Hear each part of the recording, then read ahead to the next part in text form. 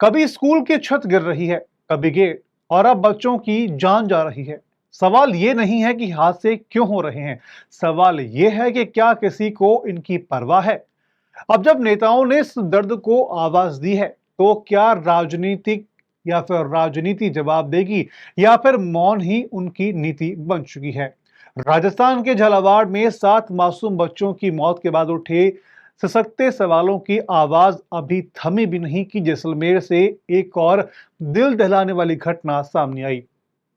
पूनम नगर गांव के सरकारी स्कूल में एक बच्चा स्कूल गेट के पिलर गिरने से दब गया और उसकी मौत हो गई, और वहीं एक शिक्षक गंभीर रूप से घायल हो गया।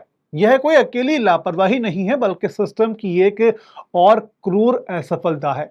अब सवाल उठने लगे हैं कि क्या राजस्थान में स्कूलों के हालात जानलेवा बन चुके हैं। इस हादसे के बाद राजनीतिक गलियारों में भी हलचल तेज हो गई है कि नागौर से सांसद हनुमान बेनीवाल, भारत आदिवासी पार्टी के नेता राजकुमार रोत और राजस्थान के अंदर विधायक रविंद्र सिंह भाटी, ये तीनों नेता एक मुद्दे पर सरकार को घेरने के लिए एक साथ आ चुके हैं। हनुमान बेनीवाल ने सोशल मीडिया पर तीखा हमला बोलते हुए लिखा कि गेट पिछले 3 साल से जर्जर हालत में था। स्थानीय लोगों ने अधिकारियों को कई बार चेताया, लेकिन कोई सुनवाई नहीं हुई। अब एक मासूम की जान गई और सरकार सिर्फ बयानबाजी कर रही है। क्या सरकार सिर्फ तब जागेगी जब और लाशें गिरेंगी या फिर बच्चों की मौत होगी? राजकुमार रोत ने भी सोशल मीडिया पर सरकार से पूछा कि आखिर कब थमेगा ये मौतों का सिलसिला। उन्होंने राज्य की डबल इंजन की सरकार पर तंज कसते हुए लिखा कि राज्य को, यानी कि सरकार को, राज्य की स्कूलों की हालत की सुध तक नहीं है। वहीं रविंद्र सिंह भाटी ने वीडियो जारी करके शिक्षा मंत्री को सीधे कटघरे में खड़ा कर दिया।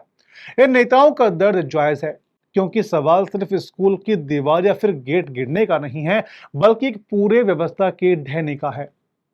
सवाल यह भी पूछा जा रहा है कि आखिर हादसे हमेशा सरकारी स्कूलों में ही क्यों होते हैं? क्यों नहीं किसी नेता के बच्चे की क्लास की छत गिरती है? क्यों नहीं किसी अफसर के ऑफिस का गेट टूटता है? जवाब सबको मालूम है, क्योंकि उनके बच्चे प्राइवेट और महंगे स्कूलों में पढ़ते हैं, जो सरकारी स्कूलों से 1000 गुना बेहतर हैं। अब बात इस मुद्दे की असली जमीन तक जा पहुंची है कि ये हादसे केवल लापरवाही नहीं, गरीब के खिलाफ एक अदृश्य अन्याय है। जिन स्कूलों में देश का भविष्य लिखा जाता है, वहां पर अब बच्चों की चिताएं जल रही हैं।